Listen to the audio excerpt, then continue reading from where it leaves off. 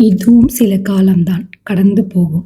ஆமா, நம்ம கிட்ட இருக்க அத்தனை குறைகளும், கஷ்டங்களும் நம்ம கைய திறந்து லெட் கோன்னு சொல்லி விட்ட உடனே போயிடும். நம்ம தான் அத இறுக்கி புடிச்சிட்டு இருக்கோம் நம்ம லைஃப்ல. நம்ம மேல இருக்க ஜட்ஜ்மெண்ட் மாரியே மத்தவங்க மேலயும் எக்கச்சக்கமா ஜட்ஜ்மெண்ட் வைக்கிறோம். இதெல்லாம் சரியாகணும்னா ஒரு விஷயம் நம்ம செஞ்சே ஆகணும். அதுவும் இப்பவே செஞ்சாகணும். நீங்க உங்கள பத்தி ரொம்ப தாழ்வா நினைக்கிற எல்லா விஷயத்தையுமே எழுதி ஒரு பேப்பர்ல சுக்கு நூறா கிழிச்சு போட்டுருங்க.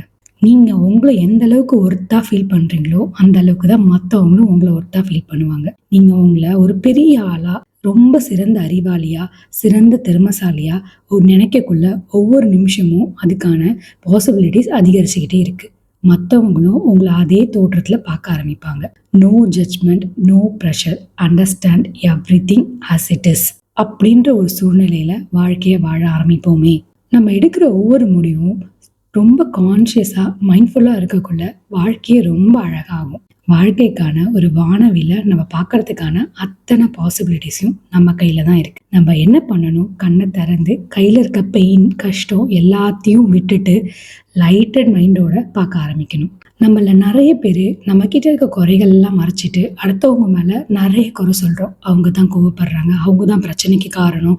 அவங்க தான் எல்லா கெட்டதும் செய்றாங்க. ஆனா, அவங்களோட ஸ்டாண்ட்லேருந்து பார்க்கக்குள்ள, அவங்க செஞ்சதுல 50% ரைட் இருக்க கூட செய்யும். ஒரு கத்திக்கு ஒரு பக்கம் மட்டும் கூர்மை இருக்காது. 2 பக்கமே கூர்மை இருக்குன்ற மாரி, ஒரு பிரச்சனையில 2 பேர் சைடுமே நியாயமும் இருக்கும், தப்பும் இருக்கும். அப்போ நம்ம சைடு இருக்க தப்பு என்னன்றத ஃபர்ஸ்ட் நம்ம லிஸ்ட் டவுன் பண்ணக்குள்ள, ஆப்போசிட்ல இருக்கவங்க செஞ்ச சின்ன சின்ன நல்ல விஷயம் கூட நம்ம கண்ணுக்கு தெரிய ஆரம்பிக்கும். வாழ்க்கை வாழவே புடிக்கல, எல்லாமே பிரச்சனை அப்படின்னு புலம்புற ஒரு ஜோன்லேருந்து, வாழ்க்கை நல்லா தானே இருக்கு, இன்னும் கொஞ்சம் நல்லபடியா வாழ்ந்து பார்ப்போம். இன்னும் நெறைய இருக்கு வாழ்க்கையில சந்தோஷப்படுறதுக்குன்ற மைண்ட் செட்டுக்கு மாறுனா, இந்த வாழ்க்கை நமக்கு குடுத்திருக்க பொக்கிஷமான ஒரு மகிழ்ச்சிய எல்லாருமே பார்க்கலாம்.